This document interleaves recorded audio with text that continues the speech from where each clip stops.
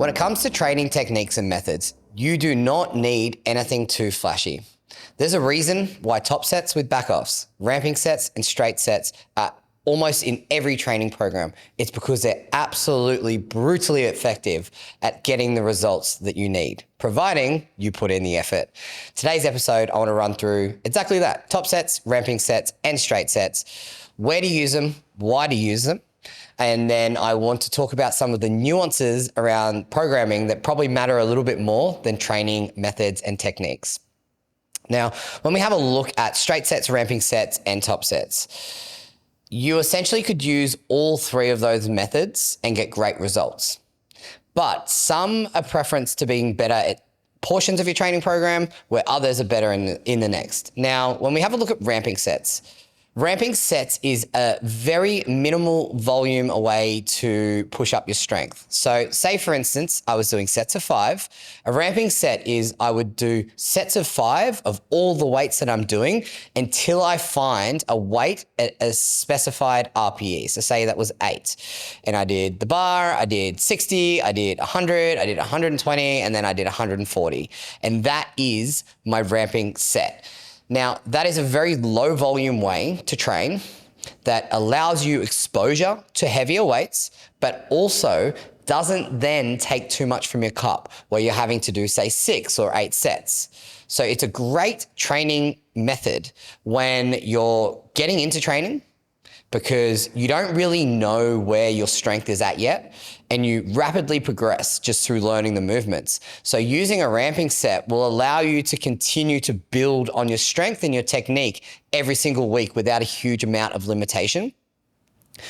The other component of ramping sets is like when you've come off a period, when you haven't used an exercise for a long period of time, like say, for instance, a front squat. Say I haven't done a front squat in 6 months because I've been focusing on strength training, specifically powerlifting. I could use ramping sets in the first couple of phases of training to find and establish a new kind of normal, develop and, understand where your strength is at for that particular exercise. Now, you can try and use, a percentage of an estimated 1RM or an actual 1RM. But the reality is, because you've just trained 6 months in a strength block, you're probably going to be stronger. You're probably going to be better. You just are a bit rusty at the skill and the technique. So using ramping sets at a period of time when you haven't been doing exercise is really helpful.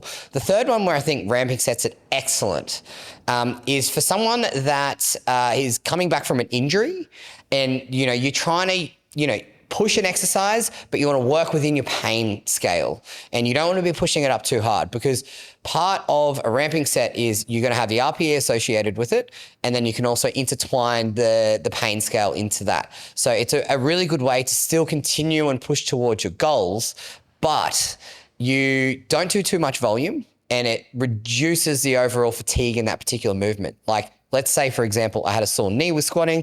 I still wanted to squat. I was working on a rehab program to sort of get me back to 100%. I want to squat, but I don't want to, I don't want to just stop squatting. So you would use a ramping set essentially to get you to a point where you get a stimulus, but you don't annihilate yourself. You stimulate, not annihilate. So ramping sets, absolutely fantastic. Now, when it comes into accessory exercises with ramping sets, what I also like to do is have alternating weeks, where week 1, week 3, week 5, for instance, in a 6-week program, you ramp up to a weight. And then say I said 4 sets of 10 week 1, 4 sets of 10 week 3, and 4 sets of 10 week 5. Each one of those weeks, as long as you get 4 very constructive training sets in of 10 reps, that's all you need to do. So say it was at 8 RPE again, and I did sets of 10 until I got to the 8 RPE, you would call it and then move on. This is where I would, in weeks 2, 4, and 6, implement a different method, which I'll talk about in a second. So, segue into straight sets. Straight sets are probably the most common set and rep scheme. It's, 5x5 or 4x10.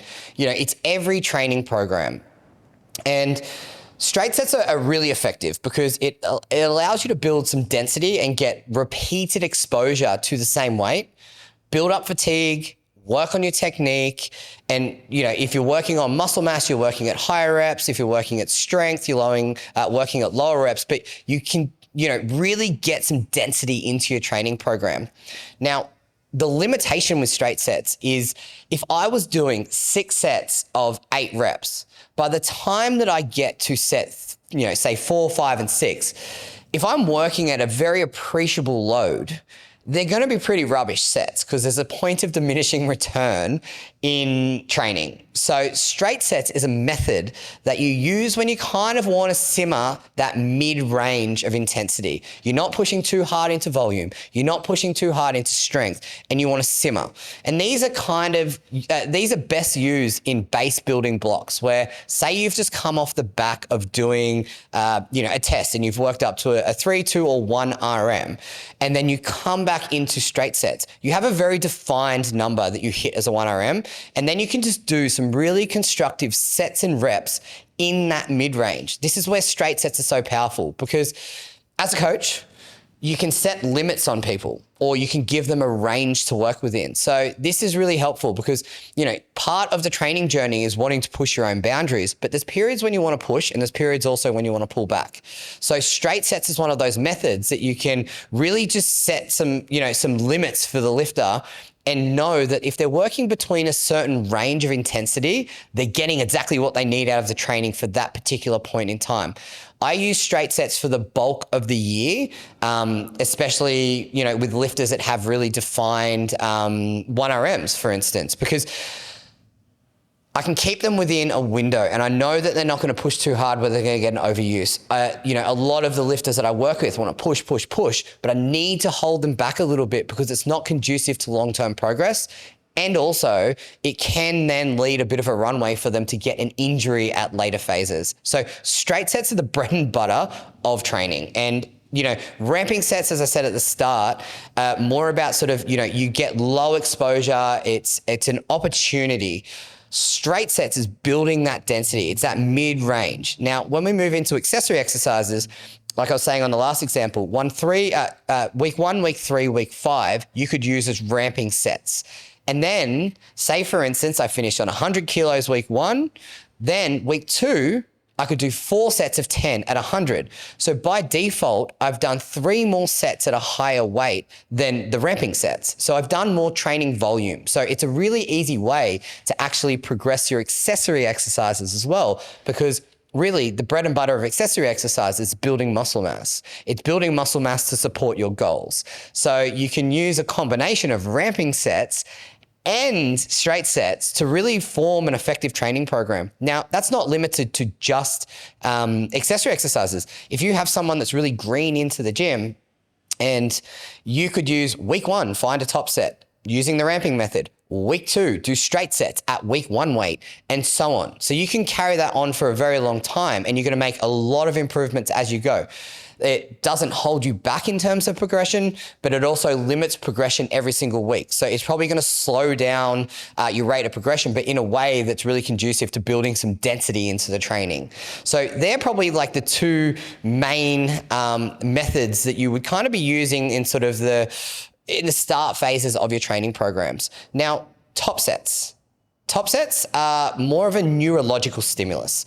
And these are more so for people that are, pushing up their strength a little bit, or they're working in their first sets, the top sets, at a higher intensity. They want a bit more of a high-end stimulus. Now, that stimulus in itself has a very big component of diminishing returns.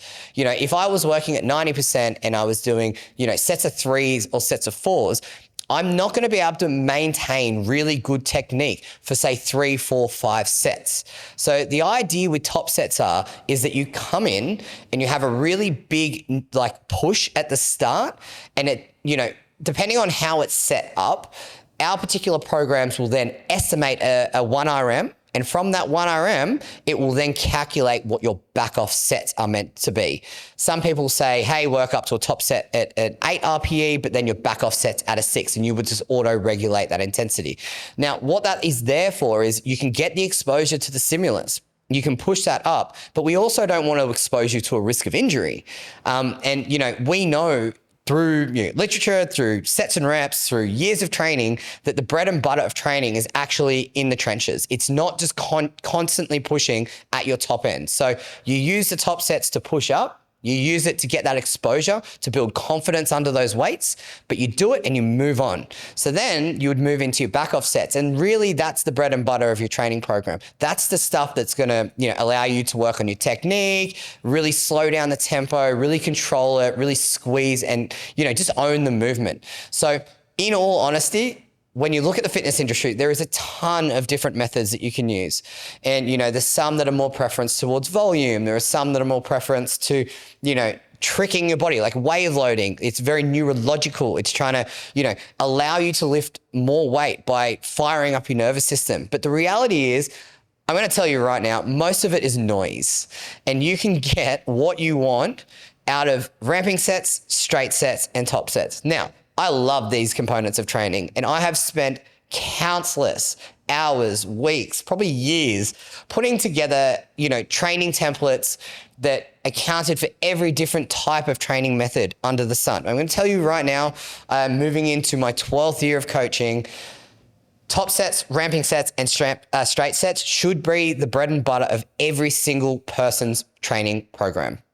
If you do them well, they will get you so much results. Now, what I wanted to talk about next was the small nuances that will actually complement this. So if you look at your training, across a week, how many sets that you actually do in a week, the layout of your training program, your exposures in the gym a week, and how you progress week to week. These are all things that are going to carry so much more weight than a training method. So say for instance, you said, hey, I want to build my quads up, but you're only having one exposure to training your quads in a week. We know that you could get so much more out of it. You could squeeze so many good quality sets and reps out of having exposure to 2 days. Now, that doesn't necessarily mean that you have to do double the amount of sets. Like say on day one, it was a quad focused session and you did 6 to 8 sets of quad-based exercises. To really push your quads to grow them, we probably want to be going 10 plus, let's say 12. So on your day 3, your second lower body day of the week, you could also then have 4 quad-based movements in that particular day. So when you're looking at your training across a week, how many exposures of really quality sets and the total amount of sets actually equates to a lot. As you start in the gym, more exposures is going to help you build the skill, but you need to complement that with exercises that actually just help you build some muscle mass and some brute like sets and reps. You can only do so many sets of squats. So you're going to complement that by, adding in other exercises and more sets, which are similar to the movements that you're trying to improve, that will allow you to build the muscle, which will complement the strength. So training sets per week, spread across the week is a huge tool that you can use, not just in an intermediate, novice and intermediate, but as you get advanced as well, you might really want to bring up a component of a lift. Now, if we look at spacing allocation as well, there's a bit of a theme going on at the moment where there's, a lot of people are, I believe, overtraining certain lifts in certain areas of their body. Now, just because you can tolerate something doesn't necessarily mean that it's the most effective way to do it.